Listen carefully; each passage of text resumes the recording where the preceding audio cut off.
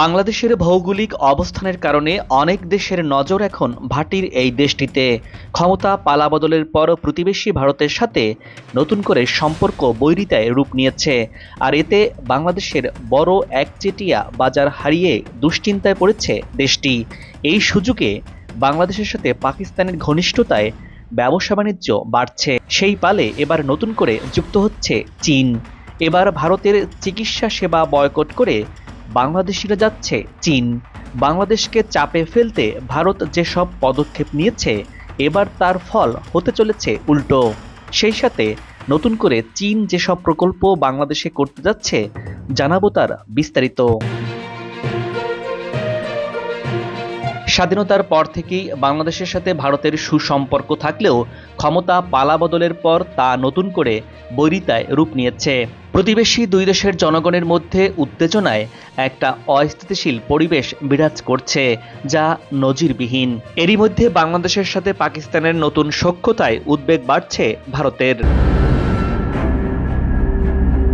দীর্ঘদিন পর হলেও পাকিস্তানি পণ্য আমদানির ক্ষেত্রে লাল তালিকা থেকে বাদ দিয়েছে বাংলাদেশ সরকার। দুই দেশের এমন সম্পর্কের নতুন মাত্রা যুক্ত করেছে জলপথে, যার ফলশ্রুতিতে করাচি থেকে চট্টগ্রাম সমুদ্রপথে পণ্যবাহী জাহাজ এসেছে 2 দফায়। এটি ছিল বিগত 40 বছরের মধ্যে দুই দেশের প্রথম সামুদ্রিক যোগাযোগ। এর ধারাবাহিকতায় আছে ঢাকা করাচি ফ্লাইট চালু।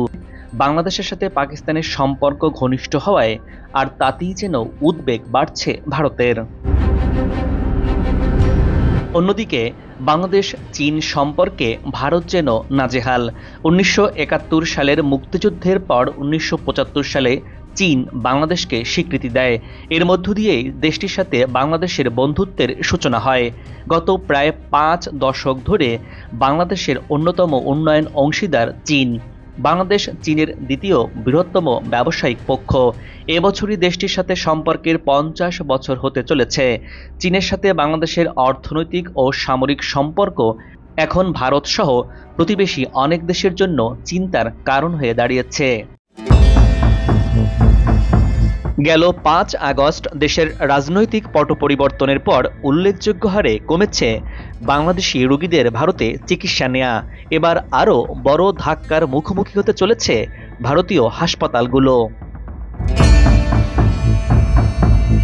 ভারতীয় সংবাদ মাধ্যমে প্রকাশিত তথ্য থেকে জানা গেছে, দুই দেশের সম্পর্কের টানাপোড়েনে ভারতের পশ্চিমবঙ্গ ও ত্রিপুরার কয়েকটি হাসপাতাল এবং কিছু চিকিৎসক বাংলাদেশি রোগী দেখবেন না বলে ঘোষণা দিয়েছিলেন। বাংলাদেশকে চাপে ফেলতে এবার তার ফল হতে চলেছে উল্টো।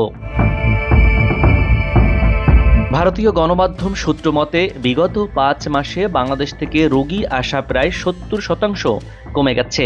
ফলে যেসব হাসপাতাল বাংলাদেশি রোগীদের উপরে অনেকটাই নির্ভরশীল ছিল, তারা বড় ধরনের ধাক্কা খেয়েছেন। ধস নেমেছে কলকাতা সহ ভারতের অন্যান্য শহরের হাসপাতাল ব্যবসায়। আর রোগীর অভাবে গত 5 মাসে বন্ধ হওয়ার উপক্রম হয়েছে ভারতের অনেক হাসপাতালের। ভারতের অনেক নাগরিকই মনে করেন, বাংলাদেশিদের বিপাকে ফেলার ছক কষতে গিয়ে নিজেরাই বিপাকে পড়েছে ভারত। এ নিয়ে গত কয়েকদিন ধরে সামাজিক যোগাযোগ মাধ্যমে ভারতীয়রা মোদী সরকারের এই কূটচালের নিন্দা জানাচ্ছেন। এছাড়া বাংলাদেশি পর্যটক প্রায় শূন্যের কোঠায় নেমে আসায় আরও বিপাকে পড়েছে পশ্চিমবঙ্গের হোটেল এবং রেস্তোরাঁগুলো। এছাড়াও ইতিহাসের সর্বনিম্ন পর্যায়ে পড়েছে ভারতীয় রুপির দাম। ভারতের পর্যটন মন্ত্রণালয়ের তথ্য অনুযায়ী প্রতি বছর বাংলাদেশ থেকে প্রায় 25 লাখ রোগী চিকিৎসার জন্য ভারতে যায়। এতে ভারতের স্বাস্থ্যসেবা নিতে তাদের বছরে প্রায় $500 মিলিয়ন ব্যয় হয়। বাংলাদেশের রাজনৈতিক পট পরিবর্তনের পর দুই দেশের সম্পর্ক গভীর করতে মনোযোগ দিচ্ছে চীন। এর ধারাবাহিকতায় অন্তর্বর্তী সরকারের সঙ্গে প্রথম দ্বিপক্ষীয় বৈঠক আয়োজনের সর্বোচ্চ স্তরের সফরে আগ্রহী বেইজিং। তাই দুই দেশের সম্পর্কের 50 বছর উপলক্ষে আগামী মার্চে অন্তর্বর্তী সরকারের প্রধান উপদেষ্টা ডক্টর মোহাম্মদ ইউনূসকে বেইজিং সফরে নিতে চায় চীন। এরই মধ্যে চীনের পররাষ্ট্রমন্ত্রীর আমন্ত্রণে বেইজিংয়ে দুই দেশের পররাষ্ট্রমন্ত্রী পর্যায়ের বৈঠকে চীন বাংলাদেশকে চীনের প্রতিবেশী কূটনীতির গুরুত্বপূর্ণ স্থানে রাখার মত প্রকাশ করেছে। বাংলাদেশের জনগণের জন্য সুপ্রতিবেশী সুলভ ও বন্ধুত্বের নীতি অনুসরণ করছে চীন। এবার চীন বাংলাদেশের স্বাস্থ্য খাতে বড় ধরনের বিনিয়োগ করতে চায়। ঢাকার উপকণ্ঠে পূর্বাঞ্চলে হাসপাতাল করতে জমি পাচ্ছে চীন।